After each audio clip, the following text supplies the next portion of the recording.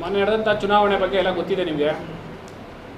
ಒಂದೇ ಒಂದು ವಿಷಯ ಏನಂದರೆ, ನಿಮಗೆ ಮಾಧ್ಯಮಿಕರಿಗೆ ನೀವು ಎಲ್ಲರೂ ಬರೆದಿದ್ದೀರಾ ಶಾಸಕರಿಗೆ ಮುಖಭಂಗ ಅಂತ. ದಯವಿಟ್ಟು ಅದನ್ನು ವಾಪಸ್ ತಗೊಳ್ಳಿ. ಇದರಲ್ಲಿ ಶಾಸಕರು ಮುಖಭಂಗ ಆಗೋಂಥ ಈ ಸಮಸ್ಯೆ ಇದೇ ಇಲ್ಲ. ಶಾಸಕರು ಮೊದಲೇ ಹೇಳಿದ್ರು, ಈ ಚುನಾವಣೆ ಈ ಥರ ನಾನು ಇನ್ಲೀಗಲ್ ಆಗಿ ಚುನಾವಣೆ ಅಡ್ಡದಾರಿ ಹಿಡಿದು ನಾನು ಚುನಾವಣೆ ಮಾಡಲ್ಲ, ನನ್ನ ಹತ್ರ ಯಾವುದು ಕಪ್ಪು ಹಣ ಇಲ್ಲ, ನನ್ನ ಹತ್ರ ಯಾವುದು ನಾನು ಇನ್ಲೀಗಲ್ ಯಾವುದು ದುಡ್ಡು ಮಾಡಿಲ್ಲ, ನನ್ನ ಹತ್ರ ನ್ಯಾಯಪೂರ್ವಕವಾದ ಚುನಾವಣೆ ಮಾಡೋಣ, ಈ ಥರ ಚುನಾವಣೆ ಮಾಡಲ್ಲ ಅಂತ ನಮಗೆ ನೇರವಾಗಿ ಹೇಳಿದರು. ಆದರೂ ಸಹ ನಾವು ಅವ್ರನ್ನ ಮನವೊಲಿಸಿ, ನಾವು ನಂಬಿಕೆ ಕೊಟ್ಟು, ನಾವು ಧೈರ್ಯ ಕೊಟ್ಟು ಅವರಿಗೆ ನಾವೇ ಮುಂದೋಗಿದ್ದು. ಅದು ನಾವು ನಮ್ಮ ಸ್ನೇಹಿತರಲ್ಲಿ ನಾವೆಲ್ಲ ಒಂದು ಸ್ನೇಹಿತರಿದ್ದೀವಿ 4-5 ಜನ.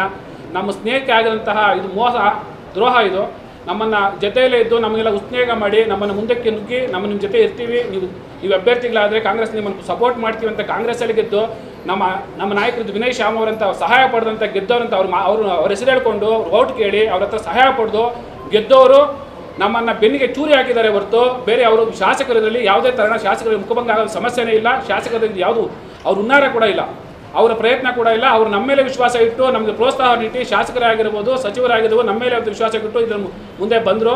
ಈ ಚುನಾವಣೆ ಇಲ್ಲಿವರೆಗೂ ಬರಬೇಕಂದ್ರೆ ನೀವೇ ನೋಡಬೇಕು, ಯಾವುದೇ ಒಬ್ಬ ಸಂಸದ, ಒಬ್ಬ ಮಾಜಿ ಸ್ಟೇಟಲ್ಲೇ ದೊಡ್ಡ ಮಿನಿಸ್ಟರ್ ಅಂತ ಹೇಳ್ಕೊಂಡ ವ್ಯಕ್ತಿ ನಮ್ಮ ಒಬ್ಬರ ಯಾವುದೋ ಒಂದು 7ನೇ ವಾರ್ಡ್ ಸದಸ್ಯನ ಕೈ ಹಿಡ್ಕೊಂಡು ಚುನಾವಣೆ ಆಗೋವರೆಗೂ ಅವ್ರ ಕೈಗಳನ್ನ 2 ಕೈಗಳನ್ನ ಇಟ್ಕೊಂಡು ಕೂತಿರೋ ರೀತಿ ನೋಡಿದ್ರೆ ಗೊತ್ತಾಗುತ್ತೆ ಯಾವ ರೀತಿ ಚುನಾವಣೆ ಮಾಡಿದ್ದಾರೆ ಅಂತ. ನಾವ್ಯಾವುದು ಬೇಯಿವಲ್ಲ, ನಮ್ಮದು 20 ದಿವಸದಿಂದ ನಮ್ಮ ಫೋನ್ಗಳೆಲ್ಲ ಆನ್ಗಳಲ್ಲೇ ಇತ್ತು. ನಾವು ಯಾವುದು ಸ್ವಿಚ್ ಆಫ್ ಮಾಡಿಲ್ಲ, ನಾವೆಲ್ಲಿ ತಲೆ ಮರೆಸ್ಕೊಂಡಿಲ್ಲ. ನಮ್ಮ ತಂದೆ ತಾಯಿಗಳ ಜೊತೆಯಲ್ಲಿ ನಾವು ಇರ್ತೀವಿ. ನಾವು ಅವ್ರ ತಂದೆ ಹೆಂಡತಿ ಮಕ್ಕಳನ್ನ ಕರ್ಕೊಂಡೋಗಿ ಕೂಡಾಕಿ ಯಾರಾದರೂ ಎಲ್ಲಾದರೂ ಕೇಳಿದ್ದೀರಾ, ಒಂದು ರೂಮಲ್ಲಿ ಬಿಟ್ಟು ಅವ್ರ ಹತ್ರ ಮೊಬೈಲಲ್ಲಿ ಕಿತ್ಕೊಂಡು ಬಾಡಿಗೆ ಬೌನ್ಸರ್ಗಳನ್ನ ಅವ್ರ ಮನೆ ರೋಡ್ ಅವ್ರನ್ನ ಬಾಗಿಲಲ್ಲಿ ಕಾವಲು ಹಾಕಿದ್ದಾರೆ ಅಂದರೆ ಎಲ್ಲರೂ ಕೇಳಿದ್ದೀರಾ ನೀವು? ಆ ಥರ ಬಂಧಿಸಿ ಅವ್ರನ್ನ ಎದುರಿಸಿ ಅವ್ರನ್ನ ಅವ್ರ ಏನೇನು ವೀಕ್ನೆಸ್ಗಳಿದೆ ಅವ್ರಿಗೆ ಏನಿದೆ ಅವ್ರನ್ನೆಲ್ಲ ಕುತಂತ್ರಗಳು ಮಾಡಿ ಅವ್ರ ಜೊತೆಗೆ ಕೊಂಡ್ಕೊಂಡಿದ್ದಾರೆ. ಯಾರು ಮನಸ್ಫೂರ್ತಿಯಾಗಿ ಯಾರ ಕೈಲಿ ಓಟ್ ಹಾಕ್ಸ್ಕೊಂಡಿಲ್ಲ. ಇವತ್ತು ನಾವು ಇಲ್ಲೇ ಇದ್ದೀವಿ. ನೀವು ಬಿಟ್ಟು ಚುನಾವಣೆ ಬಿಟ್ಟು ನೀವು ನೈತಿಷ್ಟು ಯಾರ್ಯಾರು ಓಟ್ ಮಾಡಿದ್ದಾರೆ ಅವ್ರ ಮನಸ್ಸಾಕ್ಷಿಯಾಗಿ ಅವ್ರು ಏನಾದ್ರು ಓಟ್ ಮಾಡಿದ್ದಾರೆ ಅಂತ ಕೇಳಿ ಅವ್ರೇನು ಮನಸ್ಸಾಕ್ಷಿ ಹೇಳ್ಕೊಡ್ರೆ ನಾನು ಬೆಳಿಗ್ಗೆ ರಾಜೀನಾಮೆ ಕೊಡೋಕ್ಕೂ ನಾವು ಸಿದ್ಧವಾಗಿದ್ದೀವಿ.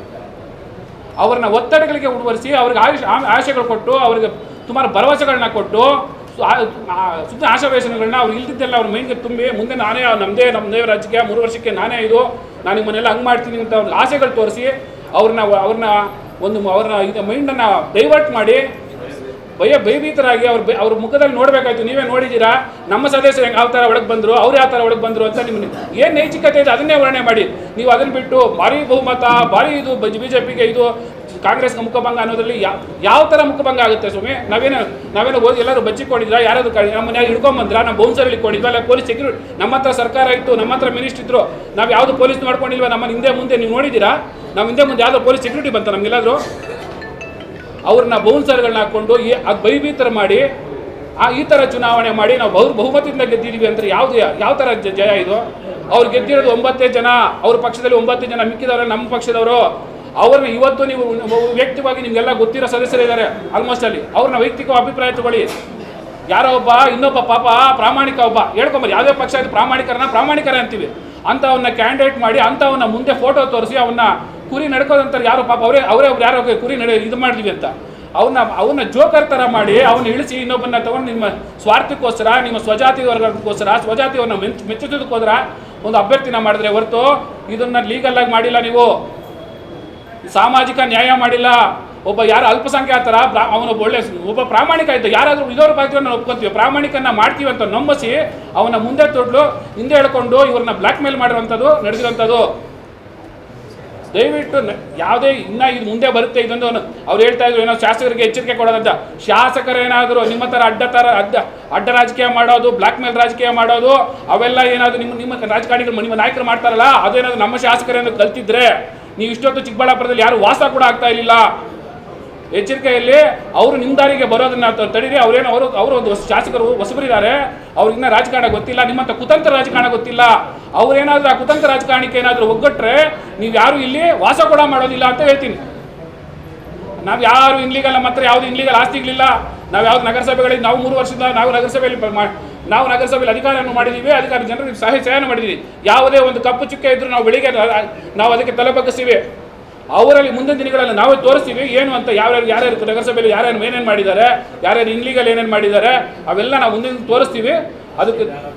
ಅದಕ್ಕೆಲ್ಲ ಉತ್ತರನೂ ಕೊಡ್ತೀವಿ. ನೋಡೋಣ ಜನರಿಗೆ ಒಳ್ಳೇದು ಮಾಡಿದ್ರೆ ಅಧ್ಯಕ್ಷರಾಗಿದೆ ನಾವು ಅಧ್ಯಕ್ಷ ಸ್ಥಾನಕ್ಕೆ ಗೌರವ ಕೊಡ್ತೀವಿ. ಯಾರೇ ಆಗಲಿ ಅಧ್ಯಕ್ಷರಾದರೆ ಅಧ್ಯಕ್ಷರೇ, ಆ ಅಧ್ಯಕ್ಷನಿಗೆ ಗೌರವನ ಕೊಟ್ಟು ನಮಗೂ ಸಂಸ್ಕೃತಿ ಕಲಿಸಿದ್ದಾರೆ ನಮ್ಮ ನಾಯಕರು. ಯಾವ ಥರ ಅಧ್ಯಕ್ಷರಿಗೆ ಗೌರವ ಕೊಡಬೇಕು, ಉಪಾಧ್ಯಕ್ಷರು ಕೊಡಬೇಕು ಅಂತ ಅದೇ ರೀತಿ ನಾವು ನಡ್ಕೊತೀವಿ. ಆ ರೀತಿ ಬಿಟ್ಟು ಬೇರೆ ಏನಾದರೂ ಪವರ್ ತೋರಿಸಿ ಭಯ ಬೀಳಿಸೋದು, ನಮ್ಮ ಅಧಿಕಾರಿಗಳಿಗೆ ಒತ್ತಡ ಮಾಡೋದು, ಸದಸ್ಯರಿಗೆ ಏನಾದರೂ ಒತ್ತಡ ಮಾಡೋದು, ಅವೇನಾದರೂ ಮಾಡಿದ್ರೆ ನಾವು ನೇರ ಎಲ್ಲ ಥರ ಹೋರಾಟಕ್ಕೂ ರೆಡಿಯಾಗಿದ್ದೀವಿ.